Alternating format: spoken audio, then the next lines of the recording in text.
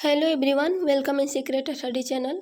तो फ्रेंड्स, आज के वीडियो में हम देखेंगे influence of heredity and environment, यानी कि विकास पे जो हेरिडिटी यानी आनुवंशिकता और पर्यावरण का जो प्रभाव रहता है उसको हम देखेंगे, जो कि चाइल्ड डेवलपमेंट एंड पेडागोजी का एक महत्वपूर्ण टॉपिक है, जो कि इसमें से क्वेश्चन पूछे जाते हैं पेपर 1 में। इसमें देखेंगे influence of heredity and environment, यानी कि विकास पर आनुवंशिकता एवं वातावरण का प्रभाव। इसमें पहला देखेंगे आनुवंशिकता, दूसरा एनवायरनमेंट को देखेंगे, तीसरा देखेंगे आइडेंटिकल एंड फ्रेटर्नल ट्विंस, चौथा देखेंगे नेचर वर्सेज नर्चर, पांचवा है लॉ ऑफ हेरिडिटी, छठवां है एजुकेशन इम्प्लीकेशन और सातवां है प्रैक्टिस क्वेश्चन। ये टोटल 7 टॉपिक है जिसको हम देखेंगे ताकि हमारा सारा कंसेप्ट क्लियर हो जाए। तो आइए स्टार्ट करते हैं। हेरिडिटी यानी आनुवंशिकता, इसका जो डिफिनेशन होता है, एक बच्चे को माता पिता से मिले सभी गुणों को आनुवंशिकता कहा जाता है। यानी कि एक बच्चा जब जन्म लेता है तो उनके कुछ न कुछ लक्षण अपने पूर्वजों से और अपने माता पिता से जीन के रूप में आते हैं, जो उस पर प्रभाव डालते हैं, उसके विकास में प्रभाव करते हैं, प्रभावित करते हैं। दूसरा है आनुवंशिकता मानव व्यक्तित्व के विकास का आधार प्रदान करती है।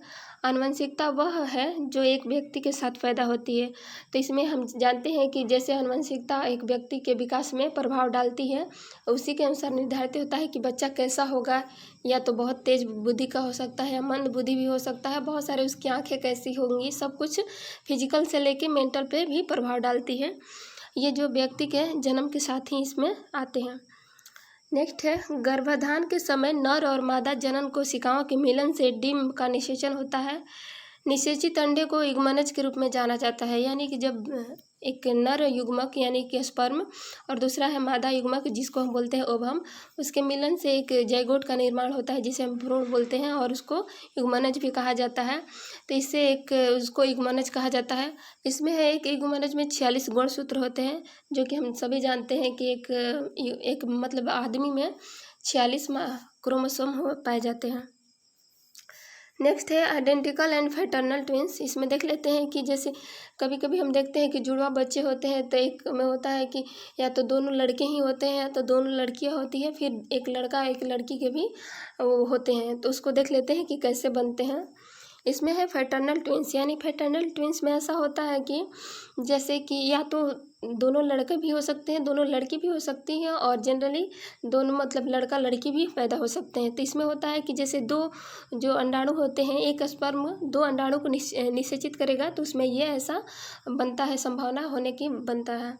दूसरा है आइडेंटिकल ट्विंस। इसमें होता है कि जैसे कि एक ही लिंग के बच्चे होंगे, एक ही सेम सेक्स के बच्चे होंगे, जिसमें एक होता है कि एक ही अंडा को 2 बार निषेचित कर देता है स्पर्म। तो इसमें होता है कि या तो लड़का है तो लड़का ही रहेगा, दोनों लड़के ही होंगे, लड़की है तो लड़की ही रहेंगे।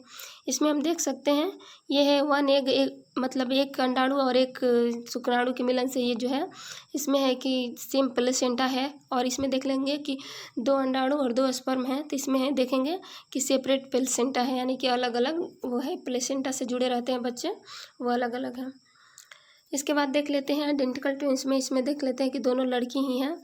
फ्रेटर्नल ट्विंस में लड़का और लड़की दोनों हो सकते हैं। नेक्स्ट है इन्वायरमेंट यानी पर्यावरण। पर्यावरण का भी इफेक्ट बहुत पड़ता है विकास में। पर्यावरण जीन्स को छोड़कर वह सब कुछ है जो व्यक्ति को प्रभावित कर सकता है। यानी कि पर्यावरण का जीन्स पे प्रभाव नहीं पड़ता है, क्योंकि वो तो निर्धारित है, जन्म से ही निर्धारित हो जाता है। इसके बाद सभी तरह से मतलब ये प्रभावित कर सकता है। इसमें देख लेते हैं कि environment includes all aspect of the surrounding, यानी कि जितने हमारे आसपास के हैं वो सब पर्यावरण में आते हैं। नेक्स्ट है शिक्षकों को अच्छा मानसिक वातावरण प्रदान करने का प्रयास करना चाहिए ताकि एक बच्चा उन्नति कर सके। यानी कि जब एक शिक्षक स्कूल में पढ़ाता है तो वहाँ अच्छा माहौल क्रिएट करना चाहिए ताकि वो बच्चे के अच्छे से विकास हो सके और बच्चे अच्छे से पढ़ सकें। इसमें इसको बोल सकते हैं पर्यावरण और हेरिडिटी को, यानी कि आनुवंशिकता और पर्यावरण को बोल सकते हैं। नेचर को बोलेंगे इन्वायरमेंट, नर्चर को बोलेंगे इन्वायरमेंट, नेचर को बोलेंगे आनुवंशिकता, जो कि प्रकृति से मिलती है। तो आज की वीडियो में इतना ही। Thanks for watching.